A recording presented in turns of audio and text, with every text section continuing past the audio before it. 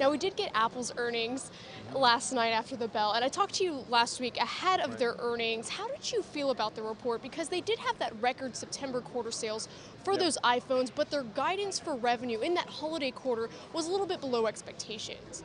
I think the guidance was better than anybody expected, and I think the gross margins are fairly solid, and they've beaten on the revenues for the first time in 5 quarters, so that's certainly a positive for Apple.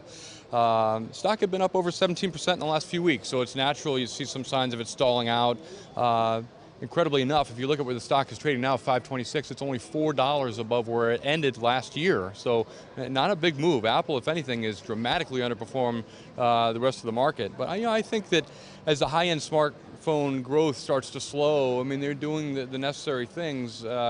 Beating on revenues and earnings, earning $37 billion is not a bad thing. So the stock is well positioned in a slowing growth environment.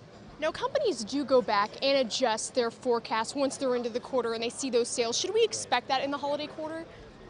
That's a tough question, and that's not my area of expertise. I know that a lot of the changes in accounting they've done and deferred cost measures they think will be temporary, and they're trying to position for the end of the year.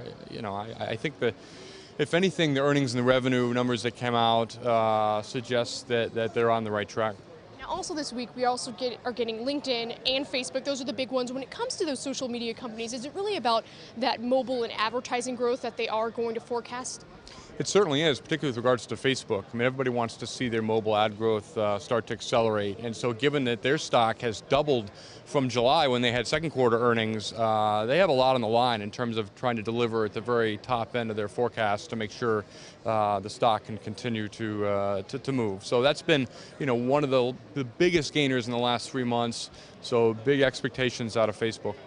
Well, I just think they need to exceed expectations on all fronts, and each company is different and has different things they're looking for. With companies like LinkedIn, a lot is tied into their enterprise job platform that is used by recruiters, but user growth is important.